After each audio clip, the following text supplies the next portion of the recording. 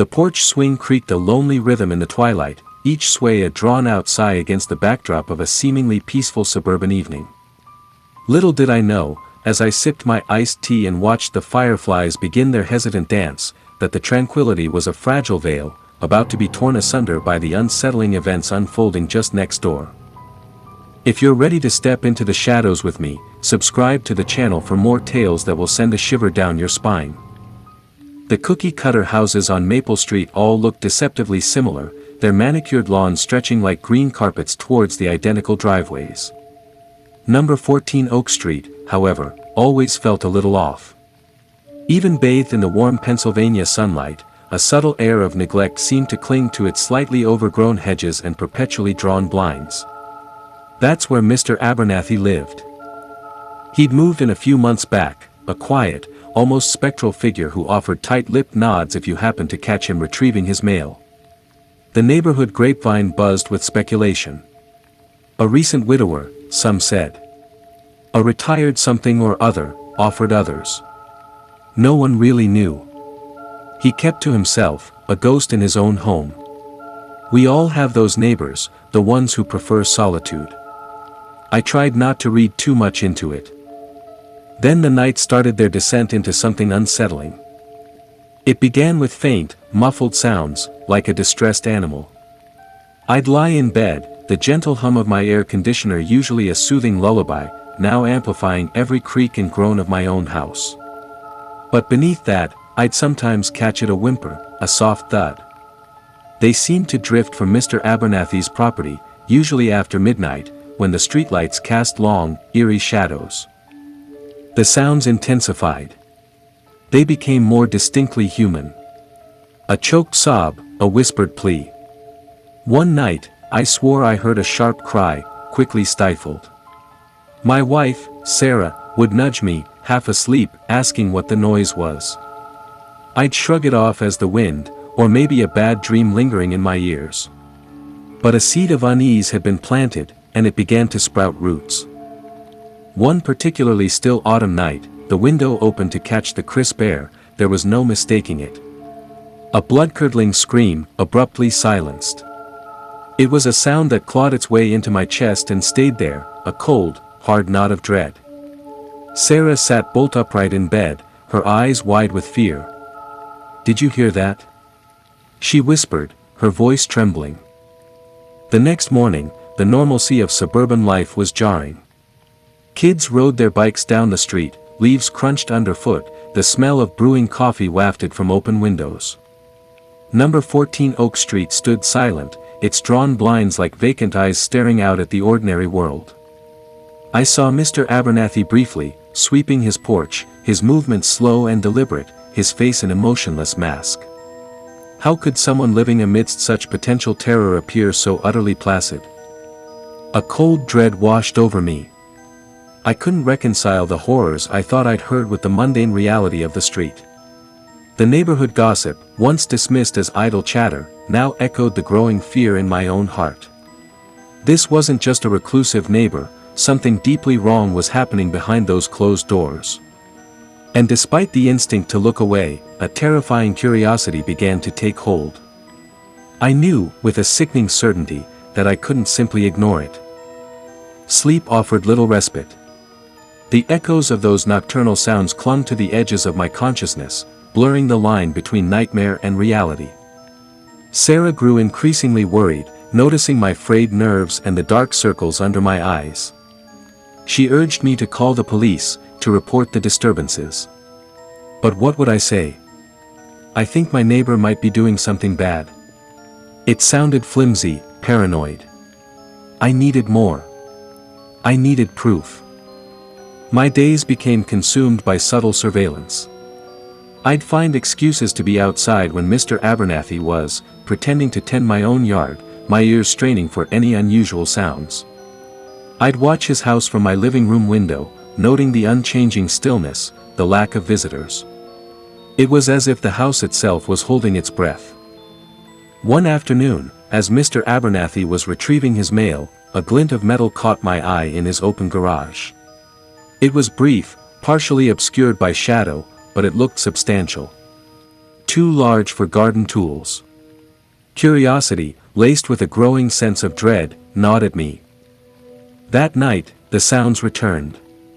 Weaker this time, almost like whimpers of exhaustion.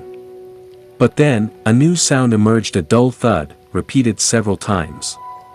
It was heavy, sickening. Sarah gripped my hand, her knuckles white. "What was that?"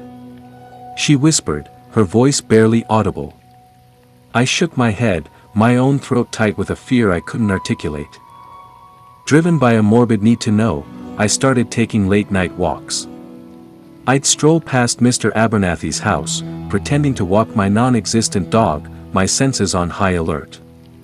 The air around his property always felt colder, heavier. The silence emanating from within was more disturbing than any noise. It was the silence of something held captive. One particularly dark night, a sliver of light peeked through a gap in Mr. Abernathy's drawn curtains, a downstairs window I hadn't noticed before. My heart pounded in my chest. I hesitated, every instinct screaming at me to turn back. But the image of that fleeting scream, the memory of those muffled cries, propelled me forward. I crept across his lawn, the damp grass cold beneath my sneakers. The window was slightly ajar. I held my breath and peered inside. The room was dimly lit by a single bare bulb hanging from the ceiling. The air looked thick, stagnant. And then I saw it. A figure slumped in a chair, their back to the window. Their hands appeared to be bound. My blood ran cold. Before I could process what I was seeing, a shadow fell across the figure. Mr. Abernathy stepped into view. He was holding something in his hand, something long and glinting. The light wasn't good, but it looked horrifyingly like a knife. A wave of nausea washed over me. I stumbled back, my foot catching on a garden gnome. It toppled over with a soft thud that seemed deafening in the stillness of the night. I froze, my breath caught in my throat. Had he heard me? The shadow by the window stiffened. Mr. Abernathy turned his head slowly, his gaze locking onto the darkness where I stood. Even in the dim light, I could feel the weight of his stare, cold and penetrating. It was a look that seemed to see right through me, a look that promised unimaginable horror. I didn't wait. I turned and ran, my lungs burning, the image of that bound figure and the glinting blade seared into my mind. The silence from number 14 Oak Street felt like it was chasing me, a suffocating blanket of dread. I burst back into my own house, slamming the door shut and locking it, my hands shaking so violently I could barely turn the deadbolt. Sarah was awake, her face etched with fear. "What is it? What did you see?" I couldn't speak. The terror was too raw, too real. All I could do was shake my head, the horrifying image of Mr. Abernathy's gaze burned into my memory.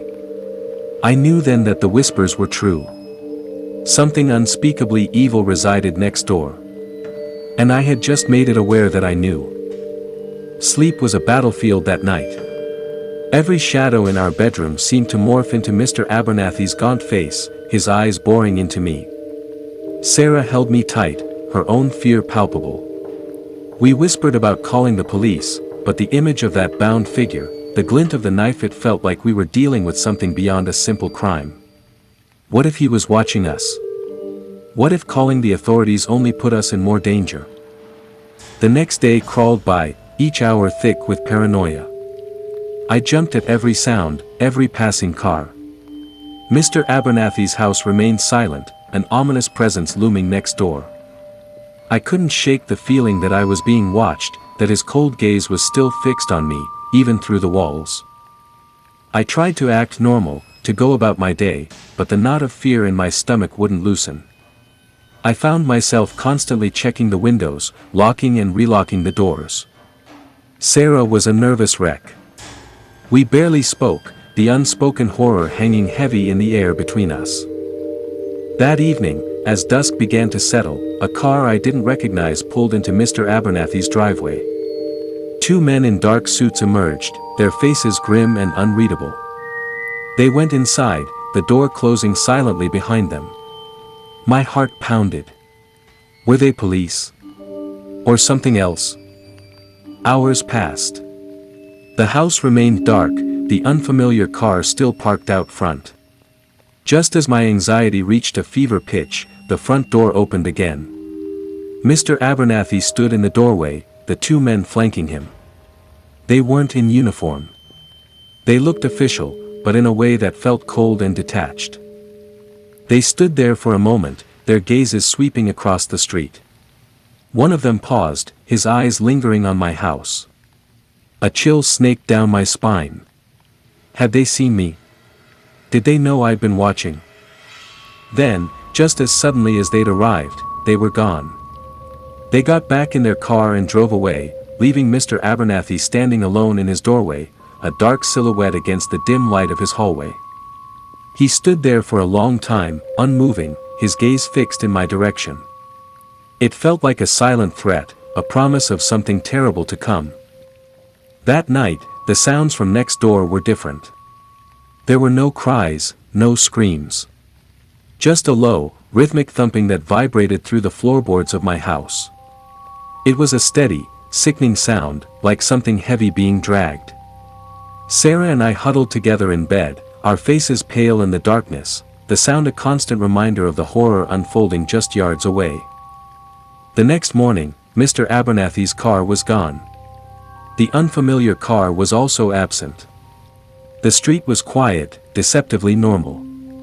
But the air felt thick with an unspoken dread. I couldn't shake the feeling that the two men were connected to whatever was happening in that house, that they were somehow in league with Mr. Abernathy. Driven by a desperate need for answers, I decided to do something reckless. While Sarah was at work, I slipped next door. The front door wasn't locked. My hand trembled as I pushed it open and stepped inside. The air in the house was heavy, stale, and carried a faint, metallic odor that made my stomach churn. The living room was sparsely furnished, the curtains drawn tight, plunging the space into near darkness. A single overturned lamp lay on the floor. It looked like there had been a struggle. My heart hammered against my ribs as I moved deeper into the house. The rhythmic thumping from the previous night was gone, replaced by an unsettling silence. I found a set of stairs leading down to the basement. The air grew colder as I descended, the metallic smell becoming stronger. The basement was dimly lit by a single bare bulb, casting long, distorted shadows. And then I saw it. Chains bolted to the concrete floor. Stains that looked horrifyingly like dried blood. And in the corner, a dark shape covered by a heavy tarp. My breath hitched in my throat. I didn't want to know what was under that tarp, but I couldn't look away. My hand trembled as I reached out and pulled it back. The sight that greeted me sent a wave of nausea and terror crashing over me. I stumbled back, my mind reeling, the image burned into my retinas.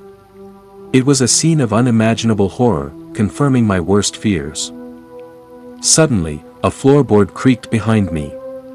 I whirled around, my heart leaping into my throat. Mr. Abernathy stood at the bottom of the stairs, his eyes dark and empty. In his hand, he held the same glinting object I had seen through the window. A cold smile stretched across his thin lips. Well, he said, his voice soft and chillingly calm. Looks like we have a curious neighbor. My blood ran cold. I was trapped. I had seen too much. And I knew, with terrifying certainty, that I was about to become another silent scream swallowed by the darkness of number 14 Oak Street. The air in the basement turned icy, the metallic tang in the air growing stronger, almost suffocating. Mr. Abernathy took a slow, deliberate step towards me, the glint of the knife catching the weak light. His smile didn't reach his eyes, they remained hollow, devoid of any warmth or humanity. Panic seized me, a primal wave of terror that short-circuited my thoughts. I scrambled backward, tripping over a discarded box, my hands scrabbling against the cold concrete floor for purchase. My mind raced, desperately searching for an escape, but the narrow staircase was my only way out, and he stood between me and it. "You shouldn't have come down here," he said, his voice a low, almost conversational murmur, which somehow made it even more chilling. Some doors are best left closed. He took another step, and I could see the details of the knife, now long, slender, and wickedly sharp. My breath hitched in my throat. I had to do something. In desperation, my hand closed around a heavy wrench lying on a nearby workbench. It was cold and solid in my grip. As Mr. Abernathy lunged, the knife flashing towards me, I swung the wrench with all my might. It connected with a sickening thud against his arm. He grunted in pain, momentarily staggering back, the knife clattering to the concrete floor. It was a brief reprieve, a sliver of opportunity. I scrambled to my feet and lunged for the stairs, my legs pumping furiously. But he was surprisingly fast. He recovered quickly, his eyes blazing with a cold fury. He grabbed my ankle, his grip like iron, and yanked me back down. I landed hard, the air knocked out of my lungs. He was on me in an instant, his weight pressing me against the cold floor. I struggled, kicking and thrashing, but he was stronger than he looked. He retrieved the knife, his gaze fixed on me, a predatory gleam in his eyes. I saw my life flash before me, Sarah's smile, the warmth of the sun, the mundane normalcy of our life on Maple Street. All of it was about to be extinguished in this dark, horrifying place. Just as the knife descended, I twisted violently, managing to deflect the blow. The blade grazed my arm, a searing line of pain erupting. But it wasn't fatal. Not yet. Adrenaline surged through me.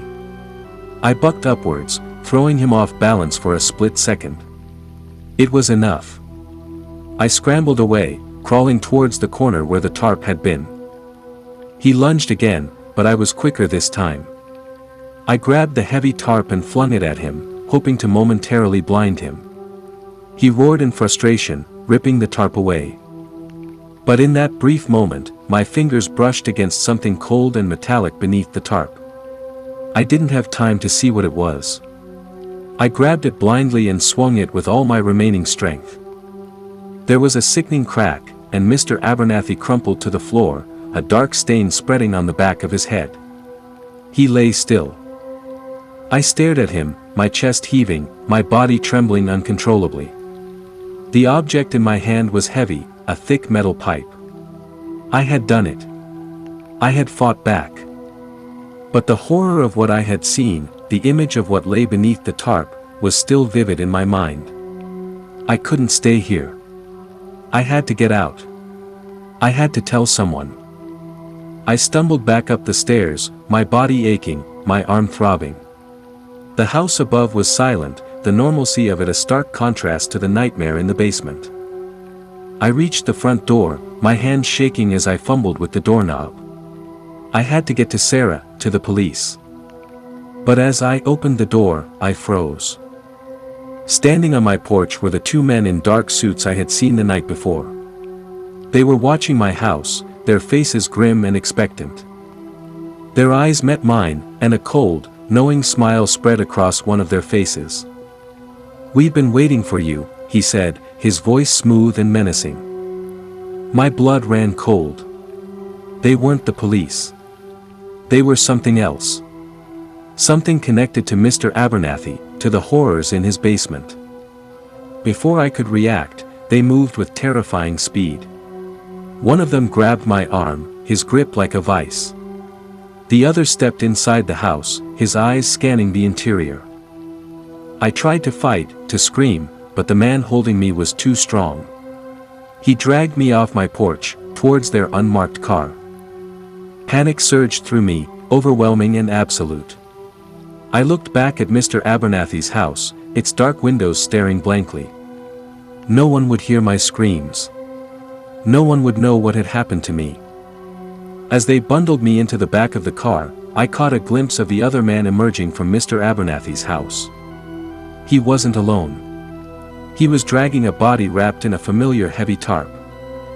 The car door slammed shut, plunging me into darkness. The engine roared to life, and we sped away, leaving the quiet normalcy of Maple Street behind.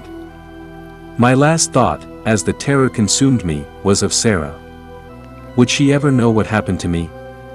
Would I simply become another missing person, another silent scream swallowed by the darkness that had resided at number 14 Oak Street? The chilling realization washed over me: Mr. Abernathy wasn't the only monster on Maple Street. And my attempt to unravel his secrets had led me down a path from which there was no return. The darkness in the back of the car was suffocating, the silence broken only by the low hum of the engine and the frantic pounding of my own heart. The man beside me held my arm in a relentless grip, his presence radiating a cold, professional menace. I tried to speak, to plead, but the words caught in my throat, choked by a terror so profound it felt physical. The car ride was a blur of unfamiliar streets and sharp turns. I had no idea where they were taking me, but every instinct screamed that it wasn't anywhere good. The faces of the two men remained impassive, their eyes occasionally meeting mine in the rearview mirror, cold, assessing, and utterly devoid of empathy. We eventually arrived at a secluded property, far from the neat lawns and familiar facades of Maple Street. It was an old, dilapidated farmhouse, its windows like vacant eyes staring out at the overgrown fields surrounding it. A sense of profound isolation hung in the air, heavy and foreboding. They dragged me out of the car, my legs shaky and uncooperative. The air was damp and carried the scent of decay. The farmhouse looked abandoned, yet there was a subtle sense of activity, a feeling of being watched. Inside, the house was even more unsettling. Dust motes danced in the faint light filtering through grimy windows. The air was thick with a musty odor, overlaid with that same cloying metallic scent I had encountered in Mr. Abernathy's basement. They led me down a creaking wooden staircase into another, even more oppressive basement. This one was larger than Mr. Abernathy's, and the horrors it contained were far more extensive. Rows of makeshift cells lined the walls, some empty, others containing figures huddled in despair, their eyes vacant and lifeless. The air was thick with the stench of fear, blood, and something else, something indescribably foul. My stomach lurched. This wasn't just about one strange neighbor. This was a network, a horrifying operation that had been going on right under our noses in the quiet normalcy of Maple Street. Mr. Abernathy hadn't been a lone monster, he had been a part of something much larger, much more terrifying. The two men shoved me into one of the empty cells, the metal door clanging shut with a final, echoing thud. I was trapped, surrounded by the silent suffering of others, the weight of my discovery crushing me. Hours bled into an eternity. The only sounds were the occasional muffled sob from a nearby cell and the rhythmic creaking of the old house above. I tried to piece together what I had seen, what it all meant, but my mind was a whirlwind of fear and despair. Later, the two men returned. They didn't speak, their faces still unreadable. They unlocked my cell and dragged me out, their grip firm and unforgiving. I didn't resist. Hope had withered, replaced by a cold, paralyzing dread. They led me to a different part of the basement, a dimly lit area with a crude operating table in the center. Various implements lay scattered on a nearby tray: knives, saws, and other tools that made my blood run cold. The metallic scent was overpowering here. I knew, with a sickening certainty, what was about to happen. My attempt to uncover the truth had not only failed but had led me to become another victim in their horrifying enterprise. I would become another silent scream, another missing person, just like the others I had glimpsed in the cells. As they strapped me to the cold metal table, my eyes scanned the room, desperately searching for any sign of hope, any glimmer of escape. But there was only the cold, indifferent gaze of the two men and the horrifying instruments laid out before me. My last thoughts were of Sarah, of the life we had shared, of the unanswered questions that would forever haunt her. I closed my eyes, a single tear escaping and tracing a cold path down my cheek.